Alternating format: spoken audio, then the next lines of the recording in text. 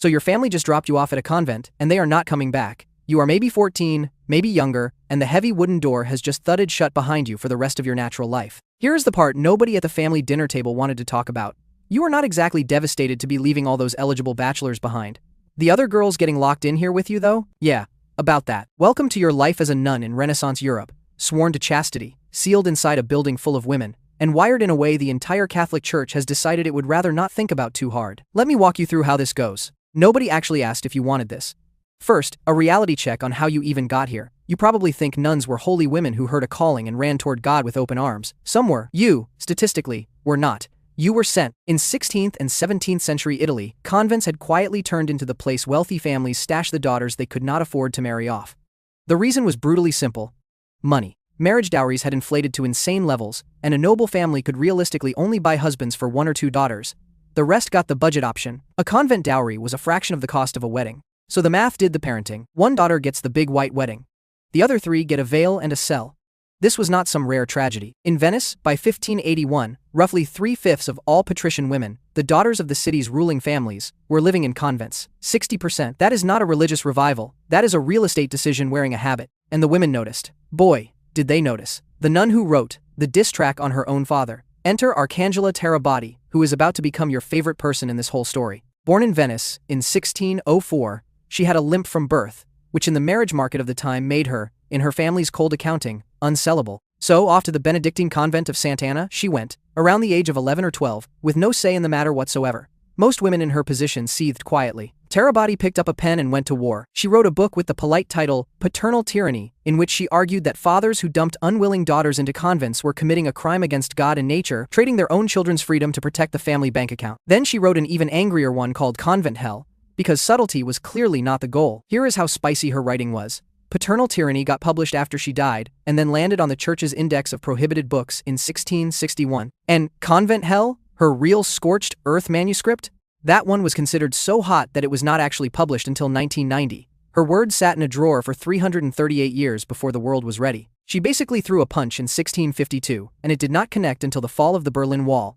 So that is your context. You are in here because of accounting. You may be furious about it, and you are surrounded for life by other women in exactly the same boat. This is the most watched building in the whole town. Now, you might be thinking this sounds like an opportunity. Lots of women, no men, plenty of privacy. Let me stop you right there, because the church thought of that too, and it built the architecture specifically to ruin your plans. In 1563, the Council of Trent wrapped up its final session and dropped the rule that would define the rest of your life. Clausura.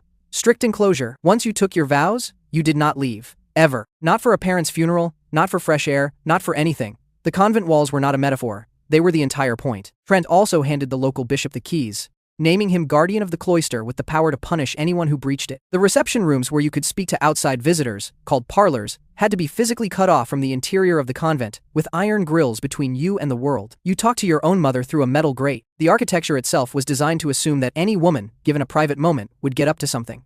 They were watching everyone. They were definitely watching you, and your days were not your own either. Your entire schedule was bolted to the divine office. The cycle of prayers that ran from before dawn until after dark. You were hauled out of bed in the dead of night to chant the first round, then again at sunrise, then at intervals, all through the day, every day, for the rest of your life. There were no weekends, there was no sleeping in. The bells told you when to pray, when to eat, when to work, and when to be silent, and the answer to, when should I be silent, was usually now. Whole stretches of the day were spent in enforced quiet, which sounds peaceful until you realize it was also a tool. A community that cannot chat freely is a community that cannot conspire, gossip, or fall in love out loud. And convent life had a class system baked right in, because of course it did. If your family paid the big dowry, you became a choir nun. You sang the divine office, the cycle of prayers that structured every single day, and you did not do manual labor. If your family was poorer, you became a lay sister, also called a converse sister, and you did the cooking, the cleaning, and the scrubbing while the choir nuns prayed. Same vows, same God, completely different daily grind. Even in a building dedicated to humility before heaven, they found a way to make it about who paid more. The rule had a specific word for your situation.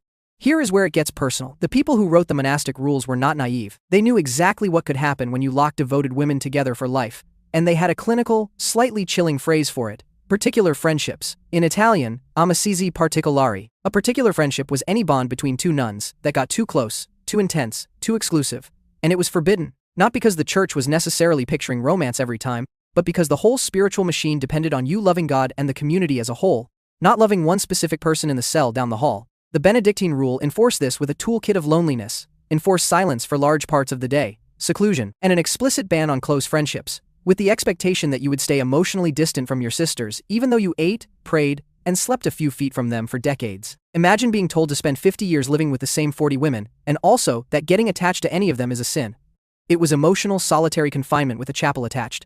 The rules got specific too. In plenty of houses, you were not supposed to be alone with another sister behind a closed door, ever. Two nuns wanting a private conversation could be a problem worth reporting. Dormitory arrangements were watched, comings and goings were noted, and the older nuns were essentially encouraged to keep tabs on the younger ones. The whole social design was built to make sure no two people could quietly become a world of their own. You were meant to be a cell in a single body, never half of a pair. So if you, specifically, found yourself drawn to one particular sister, you were not just breaking a vow of chastity, you were violating the basic operating system of the entire institution. 2 strikes before you have even done anything.